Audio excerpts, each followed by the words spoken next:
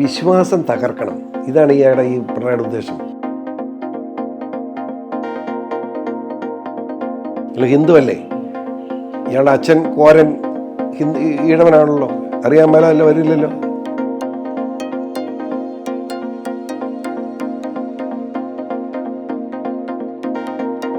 നവകേരള സദസ്സം പറഞ്ഞ് പിരിവല്ലായിരുന്നു, വോട്ടർകാരോടെല്ലാം കാശ് പിരിച്ചിരിക്കുക. ഈ പാർലമെന്റ് തെരഞ്ഞെടുപ്പിൽ എഴുതിയിട്ടോളൂ BJP അക്കൗണ്ട് തുറക്കും.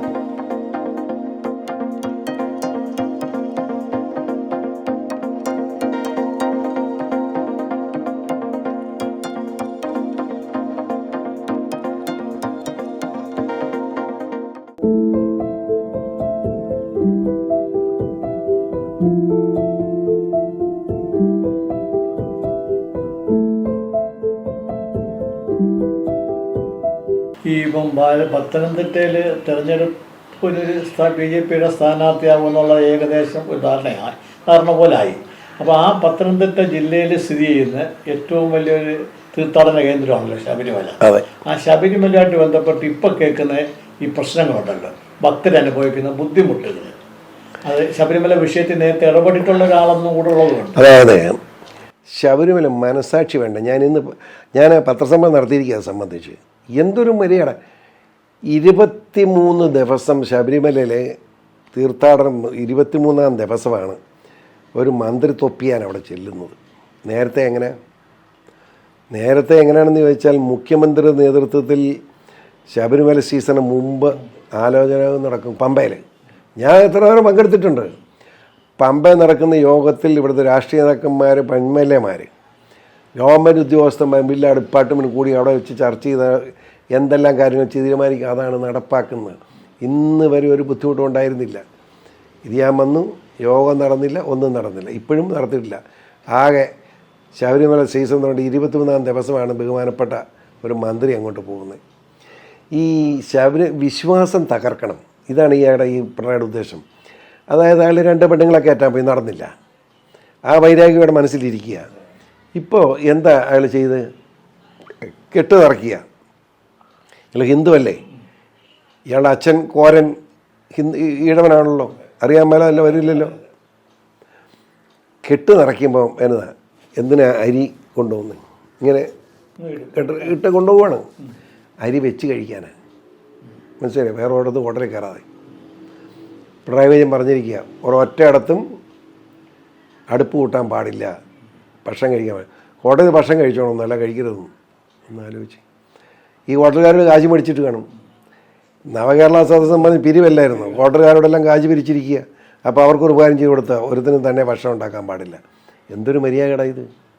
ശബരിമലയുടെ പവിത്രത കളയണം, വേറെ ഉദ്ദേശമില്ല.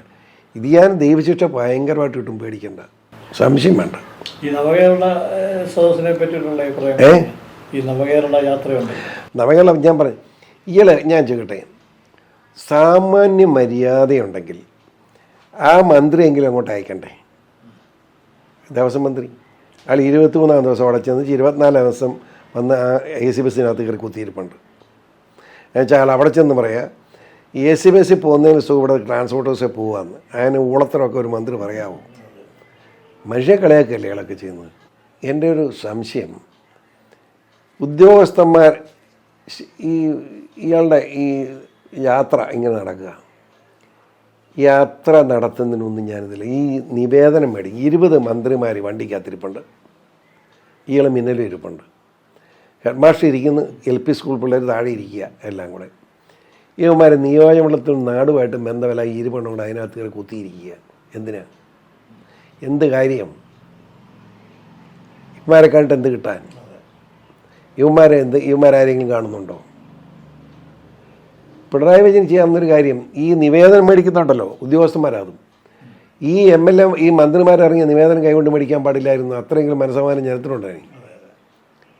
ഉമ്മൻചാണ്ടി അടുത്ത് എങ്ങനെ? ഉമ്മൻചാണ്ടി നേരിട്ട് മേടിക്കുകയായിരുന്നു. 9 ജില്ല പുള്ളിക്കൂടത്തിൽ പോയ ആളാണ് ഞാൻ സഹായിയായിരുന്നു. പുള്ളി പറഞ്ഞിട്ടാണ് ഞാൻ പോയി. ഇത് ഒരു ഈ ബസ്സെന്ന് ഇറങ്ങി ഇങ്ങനെ ഇരിപ്പുണ്ട് മക്കുണന്മാർ. എന്തിനിങ്ങനെ ഇരിക്കുന്നു? സ്വന്തം നാടുമായിട്ടും ബന്ധമില്ല, വീടുമായിട്ടും ബന്ധമില്ല. എന്താ ജീവിതമായത്? എന്തിനു പറ്റിയിരിക്കുന്നു? ലോക്സഭാ തെരഞ്ഞെടുപ്പിനകത്ത് ഈ ലോക്സഭാ തെരഞ്ഞെടുപ്പ് ഇപ്പം കേരളത്തിലെ ഭരണത്തിനകത്ത് വ്യത്യാസങ്ങളൊന്നും വരത്തില്ല.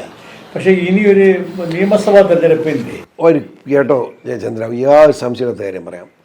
ഈ പാർലമെൻറ്റ് തെരഞ്ഞെടുപ്പിൽ എഴുതിയിട്ടോളൂ BJP അക്കൗണ്ട് തുറക്കും, ഒരു സംശയം വേണ്ട. അങ്ങനെ വന്നാൽ കോൺഗ്രസ് കമ്മ്യൂണിസ്റ്റ് വന്നാൽ എന്നാ വ്യത്യാസം? കോൺഗ്രസ് ഇതിനകത്ത് ആരാ കോൺഗ്രസ് ഉള്ളത്? കോൺഗ്രസിൻ്റെ കുറേ ഏറെ MLA ചർച്ചയിലാണ് BJP നേതൃത്വമായിട്ട്. അങ്ങനെ വന്നാൽ അടുത്ത നിയമസഭ എന്ന് പറയുന്നത് കോൺഗ്രസ് പ്ലസ് ഇടതുപക്ഷവും BJP ആയിട്ടുള്ള ഫൈറ്റായിരിക്കും. ആര് ജയിക്കുമെന്ന് ജനം തീരുമാനിക്കട്ടെ, ഒരു സംശയം വേണ്ട.